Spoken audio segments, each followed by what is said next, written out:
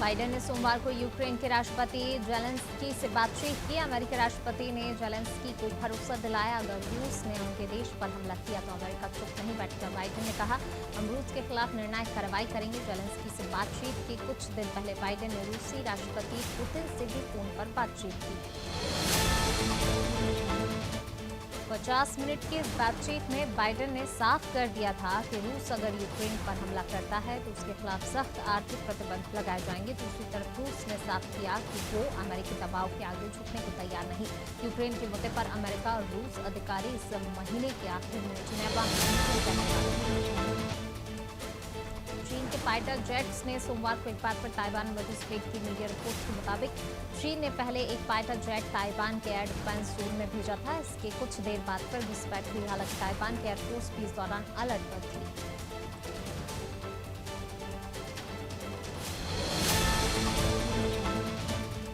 पाकिस्तान के विदेश मंत्री शाह महमूद कुरैशी ने सोमवार को माना कि बॉर्डर फेंसिंग के मुद्दे पर अफगानिस्तान की तालिबान हुकूमत से मतभेद है। हालांकि उन्होंने ये उम्मीद भी जताई, मुद्दा बातचीत से सुलझ जाएगा। पाकिस्तानी मीडिया में इस तरह के तमाम फोटोज और वीडियोज मौजूद हैं, जिनमें साफ नजर आता है कि अफगान तालिबान के लोगों ने पाकिस्तान से लगने वाली सीमा पर लगे फेंसिंग की।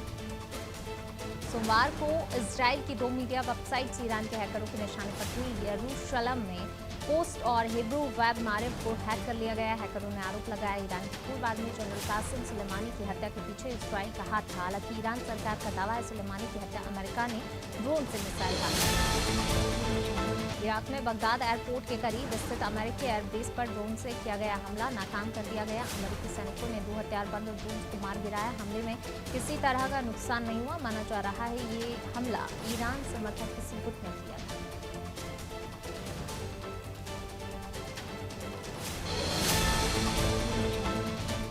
भारत पर दबाव बनाने के लिए चीन ने नई हरकत की। रिपोर्ट्स के मुताबिक चीन की सेना पैंगोंग त्सो लेक के अपने वाले हिस्से में एक ब्रिज बना रही है। अनुमान है इससे चीनी सेना भारतीय सीमा तक काफी तेजी से पहुंच सकती है। अब तो चीन यहां तक पहुंचने में 200 किलोमीटर का फासला। रिपोर्ट के मुताबिक चीनी सेना ने ये कदम अगस्त 2020 में भारतीय सेना के ऑपरेशन से मिले झटके के बाद उठाया। तब भारतीय सेना ने चीनी सेना यानी पीपल्स लिबरेशन आर्मी को पछाड़ते हुए पैंगोंग लेक के दक्षिण हिस्से में मौजूद तमाम पहाड़ी चोटियों पर कब्जा कर लिया।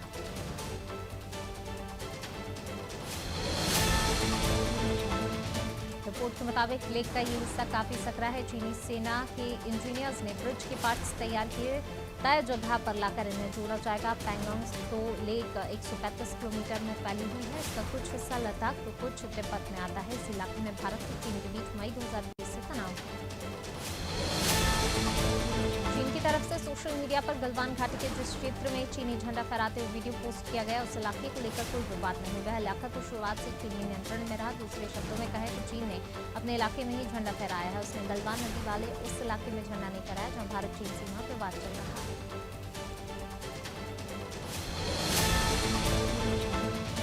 पाकिस्तान के पीएम इमरान की पूर्व पत्नी रहम खान की कार पर राजधानी इस्लामाबाद में गोलियां चलाई गई। हमले में वो बाल बच गई। सोमवार तड़के रहमान ने खुद सोशल मीडिया पर घटना की जानकारी दी। कहा, मैं अपने भतीजे की शादी से लौट रही थी। बाइक पर आए 2 लोगों ने पहले मेरी गाड़ी पर फायरिंग की, बाद में पॉइंट्स पर कार को रोक लिया। इंग्लैंड में कोरोना की वजह से कोमा में गई एक महिला नर्स की जान वियाग्रा से बचाई गई। 37 साल की मोनिका अल्मीरा कोरोना की वजह से 28 दिन से कोमा में थी, लेकिन जैसे ही मोनिका को वियाग्रा का हैवी डोज दिया गया, वे होश में आ गई। उन्हें वियाग्रा देने का आइडिया उनके साथ काम करने वाली एक नर्स ने ही दिया था। दुनिया में ओमिक्रॉन का खतरा बढ़ता जा रहा है। साउथ कोरिया ने सोमवार को एक बयान में माना, सियोल में ओमिक्रॉन वेरिएंट से संक्रमित व्यक्ति की मौत हो गई। इस बारे में Korea disease control and prevention agency ने जानकारी दी। हालांकि इस मामले में चौंकाने वाली बात, मरीज की मौत 27 दिसंबर को हुई थी। साउथ कोरिया ने इसकी जानकारी सोमवार अमेरिका के रक्षा मंत्री लॉयड ऑस्टिन भी कोरोना संक्रमित हो गए हैं। ऑस्टिन ने बयान जारी कर बताया, रविवार को कुछ लक्षण नजर आने के बाद उनका टेस्ट करवाया, जिसमें वो पॉजिटिव मिले। उन्होंने इसकी जानकारी राष्ट्रपति बाइडेन को दी। बीते 24 घंटे में अमेरिका में कोरोना के 1,85,122 नए केस मिले। सरकार ने फैसला किया है, देश में हाई रिस्क वाले लोगों को फरवरी से चौथा डोज दिया जाएगा। इस बारे में घोषणा खुद चिली के राष्ट्रपति ने दी है। पिनेरा ने कहा कि हमारी कोशिश है, फरवरी से हम हाई रिस्क वाले लोगों को कोरोना वैक्सीन का चौथा डोज देंगे। हम चाहते हैं देश में जिन लोगों को वैक्सीन के दूसरे बूस्टर की सबसे ज्यादा जरूरत है। अरब देशों में तमाम सख्ती के बावजूद कोरोना वायरस से संक्रमण के मामले तेजी से बढ़ने लगे हैं। सऊदी अरब में 24 घंटे में 1000 से ज्यादा केस सामने आए। दूसरी तरफ यूएई में ये आंकड़ा 2500 के करीब पहुंचा। एक और अहम खबर फ्रांस से आ रही है। सरकार वैक्सीन न लगवाने वालों पर जुर्माना लगाने पर विचार कर रही है। दुनिया की सबसे बुजुर्ग महिला जापान की केन तनाका ने रविवार को फुकुओका के नर्सिंग होम में 119वां जन्मदिन मनाया। उनके परिजनों ने बताया वे प्रथम विश्व युद्ध शुरू होने से पहले 11 साल पहले 2 जनवरी 1903 को पैदा हुई थी। उम्र ज्यादा होने के चलते वे अब बोल नहीं सकती और इशारों से ही बातचीत करती हैं। उन्हें चॉकलेट और अमेरिका में लोग नए साल की छुट्टियां मनाकर लौटने लगे हैं। कोरोना वायरस के नए वेरिएंट ओमिक्रॉन से रोजाना 2-2.5 लाख लोग संक्रमित पाए जाने के बाद लोग एक बार फिर मास्क टेस्टिंग और अन्य सभी एहतियात बरतने के साथ दफ्तर और स्कूल जा रहे हैं।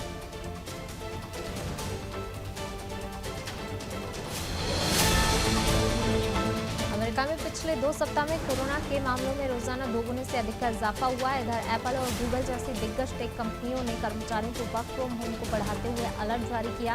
दफ्तरों में भी लोग पूरी सावधानी के साथ पहुंचे। अमेरिका में शनिवार के दिन 2,39,000 केस के मुकाबले रविवार को फेसबुक के पूर्व एग्जीक्यूटिव रहे ब्रैंडन सिल्वरमैन इन दिनों अमेरिकी कांग्रेस के साथ मिलकर दुनिया का सबसे पारदर्शी कानून बनाने में जुटे हैं। इससे सोशल मीडिया के कई राज भी खुलेंगे। वो राज जिन्हें अब तक सोशल का ब्लैक बॉक्स कहा जाता था। सिल्वरमैन क्राउड टैंगल नामक स्टार्टअप चलाया। चीन के कर्ज जाल में फंसे देशों की फहरिस्त में भारत का पड़ोसी देश श्रीलंका और यूरोपीय देश लिथुआनिया भी शामिल हो गया। श्रीलंका पर चीन का लगभग 37,000 करोड़ रुपए का कर्ज चढ़ गया है। ये रकम श्रीलंका को इसी साल चुकानी, जबकि वर्तमान में उसके पास लगभग 11,000 करोड़ रुपए का विदेशी मुद्रा भंडार बचा है। श्रीलंका में खाद्य महंगाई दर 22% हो गई है। आर्थिक आपातकाल की घोषणा के बीच सेना की निगरानी में राशन बंट रहा है। लोगों के पास खाने की चीजें खरीदने के लिए पैसे नहीं। एक दुकानदार अनिरुद्धा का कहना है कि दुकानदार 1 किलो के दूध के पाउडर को 200 ग्राम के पैकेट में बांटकर बेच रहे हैं। तुर्की बर्फबारी से बेहाल है, खासकर पूर्वोत्तर और उत्तरी क्षेत्र में भारी बर्फबारी हो रही है। इस कारण 5 प्रांतों में यातायात के साथ आम जनजीवन अस्त व्यस्त हो गया। बर्फ के चलते स्कूलों को बंद कर दिया गया। दूर दराज के इलाके तो बर्फबारी और जमा देने वाली सर्दी के चलते मुख्य धारा से कट गए हैं। मुस्लिम महिलाओं की फोटो की नीलामी करने वाली भूली बाई ऐप के मामले में मुंबई पुलिस ने सोमवार को एक आरोपी को हिरासत में लिया। मुंबई पुलिस ने आरोपी की पहचान का खुलासा नहीं किया, लेकिन पुलिस अधिकारियों ने इतनी जानकारी दी कि 21 साल का आरोपी युवक बेंगलुरु में इंजीनियरिंग की पढ़ाई कर रहा है।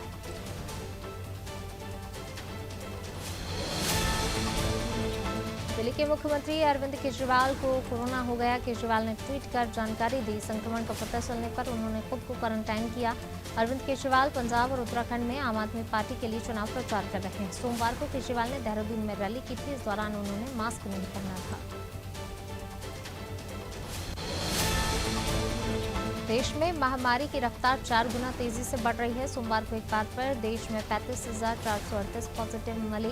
पिछले साल 1 दिसंबर को देश में संक्रमितों का आंकड़ा 9,765 के करीब था। ऐसे में पिछले 1 महीने में ही संक्रमण में 4 गुना उछाल दर्ज किया गया। हालांकि इस दौरान केस कम भी हुए हैं। मध्य प्रदेश में कोरोना संक्रमण ने रफ्तार पकड़ ली है। 24 घंटे में सबसे ज्यादा 137 नए संक्रमित इंदौर में मिले। यहाँ एक मरीज की मौत हो गई। दिसंबर में भी 2 मौतें हो चुकी हैं। संक्रमण दर बढ़कर 1.85 हो गई है। नए संक्रमितों में 69 भोपाल के हैं।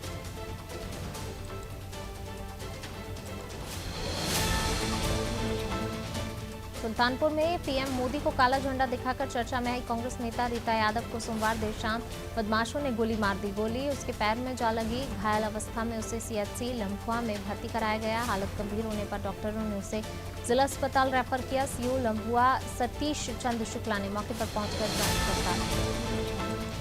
होश आने के बाद रीता ने बताया, मैं पोस्टर बैनर बनवाने गई थी, वहां से घर जा रही थी। रास्ते में हाईवे पर लम्बुआ के पास 3 लोगों ने ओवरटेक करके मेरी बोलेरो को रोका और गाली देते हुए जान से मारने की धमकी दी। मेरे ड्राइवर की कनपट्टी पर पिस्टल लगा दिया। मैंने जब उन्हें इस पर तमाचा मारा तो उन्होंने मुझे गोली मार दी और भाग निकली। दिल्ली में अरविंद केजरीवाल की सरकार की तरफ से लागू की गई शराब पॉलिसी विवाद में घिर गई है। केजरीवाल के पुराने साथी और जाने माने कवि कुमार विश्वास ने इस पॉलिसी को लागू करने के पीछे रिश्वतखोरी का आरोप लगाया। विश्वास ने सोशल मीडिया पर कहा कि नई पॉलिसी के तहत शराब के ठेके बांटने के लिए 500 करोड़ रुपए की रिश्वत ली गई।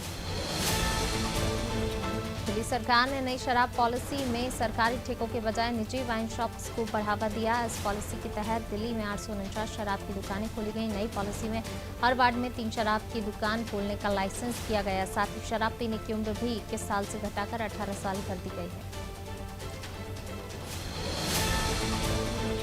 देश में कोरोना की तीसरी लहर ने दस्तक दे दी है। कोरोना का नया वेरिएंट ओमिक्रॉन इसकी सबसे बड़ी वजह है। कोविड टास्क फोर्स के चीफ डॉक्टर एन.के. अरोड़ा ने पुष्टि कर दी है। डॉक्टर अरोड़ा ने कहा कि देश में ओमिक्रॉन का पहला केस पिछले साल दिसंबर के पहले सप्ताह में मिला था। इसके बाद ये तेजी से फैला। यूपी के पूर्व मुख्यमंत्री और सपा अध्यक्ष अखिलेश यादव के एक और करीबी पर आयकर विभाग ने छापा मारा। एसी ग्रुप के चेयरमैन अजय चौधरी के ठिकानों पर छापेमारी जारी है। रिपोर्ट के मुताबिक एसी ग्रुप के दिल्ली, नोएडा, आगरा समेत 40 जगहों पर छापेमारी चल रही है। अजय चौधरी को संजू नागर के नाम से भी जाना जाता है। वह एनसीआर के बड़े बिल्डर्स में। पटना में घने कोहरे के कारण मंगलवार सुबह करीब 5 बजे भीषण सड़क हादसा हो गया। इसमें 3 पुलिसकर्मी जिंदा जल गए। 2 पुलिसकर्मी की हालत गंभीर है बताया जा रहा है। ब्योर मोड़ के पास सड़क किनारे गर्दनी बाग पुलिस की गश्ती गाड़ी खड़ी थी। अचानक गिट्टी लोड कर तेज स्पीड में आ रहा हाईवा जिप्सी पर पलट गया। दिल्ली में हवा की गुणवत्ता आज भी बहुत खराब है। वायु गुणवत्ता और मौसम पूर्वानुमान व अनुसंधान प्रणाली के मुताबिक दिल्ली की एयर क्वालिटी 369 दर्ज हुई, जो कि बहुत ही खराब कैटेगरी में है।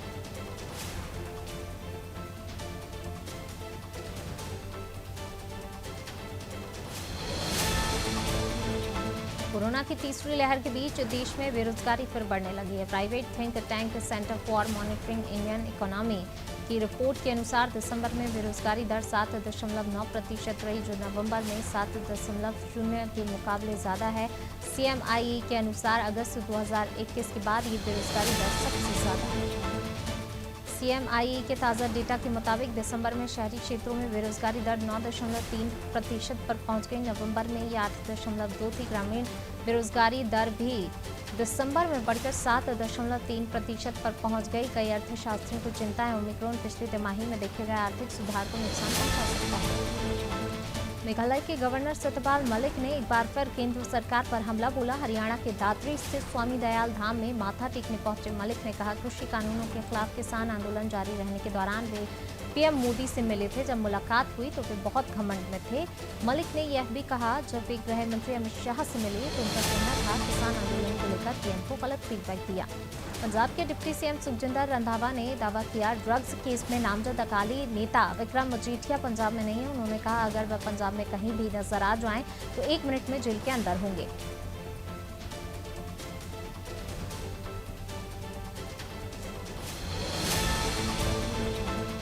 ड्रग्स केस में विक्रम मजीठिया पर केस दर्ज करने के मामले में कांग्रेस सरकार अपनी पीठ थपथपा रही है। हालांकि उन्हें अपनी ही पार्टी के प्रधान नवजोत सिद्धू से भी चुनौती मिल रही है।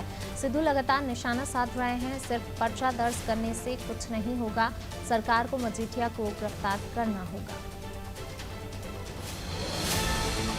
विधानसभा चुनाव 2022 के मद्देनजर पंजाब में 5 जनवरी को पीएम मोदी की चुनावी रैली होनी है, लेकिन इस रैली पर मौसम का साया पड़ गया है। मौसम विभाग ने अगले 3 दिन भारी बारिश होने और ओले गिरने की चेतावनी दी। पीएम मोदी की रैली पर इसका असर हो सकता है। बीजेपी के लिए यह रैली काफी अहम है और इसमें अगर मौसम खलल डालता है तो ये चिंता का विषय है।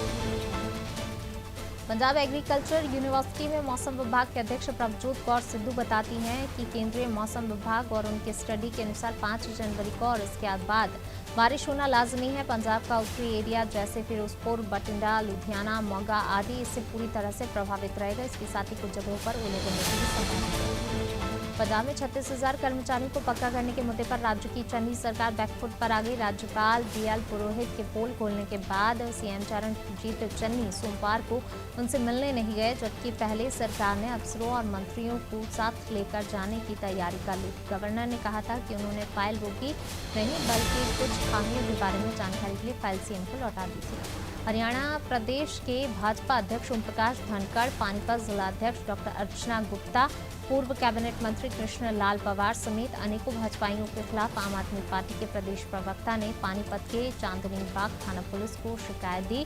दरअसल 2 जनवरी को भाजपा का सेक्टर 24 स्थित अग्रवाल भवन में कार्यक्रम हुआ था।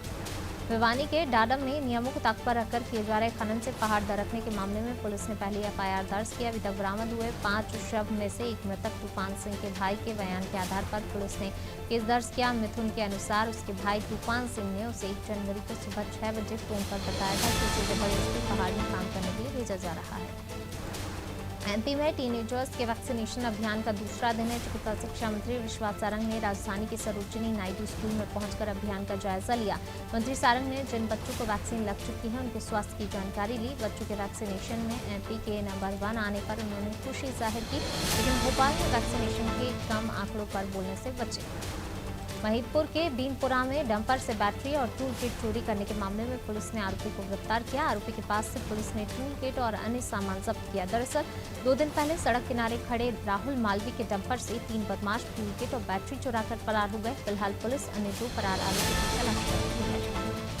कोविड वैक्सीनेशन को लेकर नसरुल्लागंज क्षेत्र में किशोरों ने जबरदस्त उत्साह दिखाई दिया। सभी शासकीय और अशासकीय स्कूल संस्थानों में अध्ययनरत पात्र विद्यार्थियों को कोवैक्सीन का प्रथम टीका लगाया गया। कार्यक्रम के लिए प्रत्येक केंद्र पर 5 कर्मचारियों को नियुक्त किया गया था।